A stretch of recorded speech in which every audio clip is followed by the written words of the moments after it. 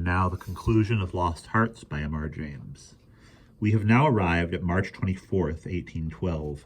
It was a day of curious experiences for Stephen, a windy, noisy day which filled the house and gardens with a restless impression.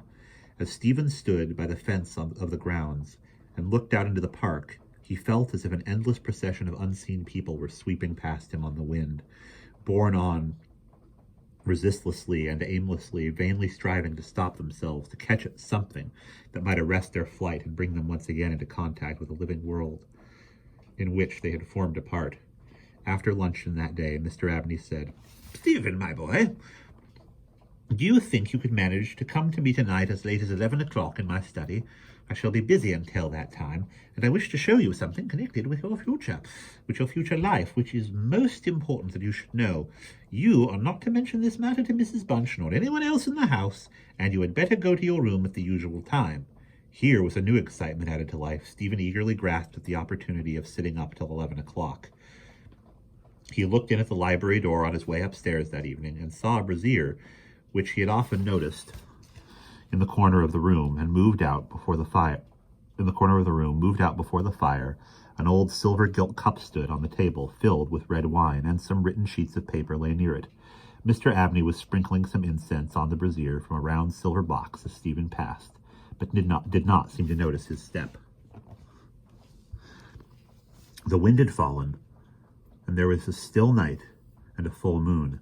At about 10 o'clock, Stephen was standing at an open window of his bedroom, looking out over the country. Still as the night was, the mysterious population of the distant moonlit woods was not yet lulled to rest. From time to time, strange cries as of lost and despairing wanderers sounded from across the mere. They might be the notes of owls or water birds, yet they did not quite resemble either sound. Were not they coming nearer? Now they sounded from the nearer side of the water, and in a few minutes they seemed to be floating about among the shrubberies. Then they ceased, but just as Stephen was thinking about shutting the window and resuming his reading of Robinson Crusoe, he caught sight of two figures standing on the gravelled terrace that ran along the garden side of the hall. The figures of a boy and girl, as it seemed. They stood side by side, looking up at the windows. Something in the form of the girl recalled irresistibly his dream of the figure in the bath. The boy inspired him with more acute fear, whilst the girl stood still, half smiling, with her hands clasped over her heart. The boy, a thin shape, with black hair and ragged clothing, raised his arms in the air, with an appearance of menace and an unappeasable hunger and longing. The moon shone upon his almost transparent hands, and Stephen saw the nails were fearfully long, and that the light shone through them. As he stood with his arms thus raised, he disclosed a terrifying spectacle. On the left side of his chest there opened a black and gaping rent, and there fell upon Stephen's brain, rather than upon his ear, the impression of one of those hungry and desolate cries that he had heard resounding over the woods of Aswarby that evening. In another moment, this dreadful pair had moved swiftly and noiselessly over the dry gravel, and he saw them no more. Inexpressibly frightened as he was, he determined to take his candle and go down to Mr. Abney's study, for the hour appointed for their meeting was near at hand. The study or library opened out of the front hall on one side, and Stephen, urged on by his terrors, did not take long in getting there. To effect an entrance was not so easy. The door was not locked, he felt sure, for the key was on the outside of it as usual. His repeated knocks produced no answer. Mr. Abney was engaged. He was speaking. What? Why did he not cry out? And what? Why did he try to cry out? And why was the cry choked in his throat? Had he, too, seen the mysterious children? But now everything was quiet, and the door yielded to Stephen's terrified and frantic pushing. On the table in Mr. Abney's study, certain papers were found which explained the situation to Stephen Elliott when he was of an age to understand them. The most important sentences were as follows. It was a belief very strongly and generally held by the ancients, of whose wisdom in these matters I have had such experience as induces me to place confidence in their assertions that by enchanting certain processes, which to us moderns have something of a barbaric complexion, a very remarkable enlightenment of the spiritual facilities in man may be attained.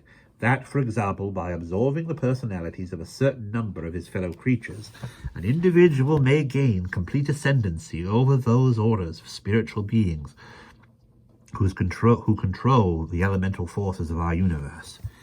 It is recorded of Simon Magus that he was able to fly in the air, to become invisible, or to assume any form he pleased by the agency of the soul of a boy whom, to use the libellous phrase employed by the author of the Clementine Recognitions, he had murdered. I find it set down, moreover, with considerable detail in the writings of Hermes Trismegistus, that similar happy results may be produced by the absorption of the hearts of not less than 3 human beings below the age of 21 years. To the testing of truth of this receipt, I have devoted the greater part of the last 20 years, selecting as the corpora vilia of my experiment such persons as could conceivably be removed without occasioning a sensible gap in society. The first step I effected by the removal of one Phoebe Stanley, a girl of gypsy extraction, on March 24th, 1792. The second, by the removal of a wandering Italian lad named Giovanni Paoli, on the night of March 23rd, 1805.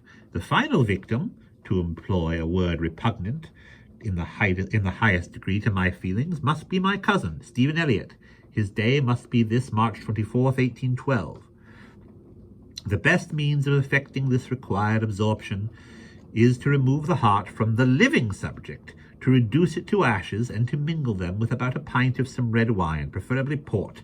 The remains of the 2 subjects, at least, it will be well to conceal. A disused bathroom or wine cellar will be found convenient for such a purpose. Some annoyance may be experienced from the psychic portion of the subjects, which popular language dignifies with the name of ghosts, but the man of philosophic temperament, to whom alone the experiment is appropriate, will be little prone to attach importance to the feeble efforts of these beings to wreak their vengeance on him. I contemplate with the liveliest satisfaction the enlarged and emancipated existence which the experiment, if successful, will confer on me, not only placing me beyond the reach of human justice, so-called, but eliminating to a great extent the prospect of death itself. Mr. Abney was found in his chair, his head thrown back, his face stamped with an expression of rage, fright, and mortal pain. On his left side was a terrible lacerated wound exposing the heart. There was no blood on his hands, and a long knife that lay on the table was perfectly clean. A savage wildcat might have inflicted the injuries. The window of the study was open, and it was the opinion of the coroner that Mr. Abney had met his death by the agency of some wild creature, but Stephen Elliott's study of the papers I have quoted led him to a very different conclusion. And that is the end.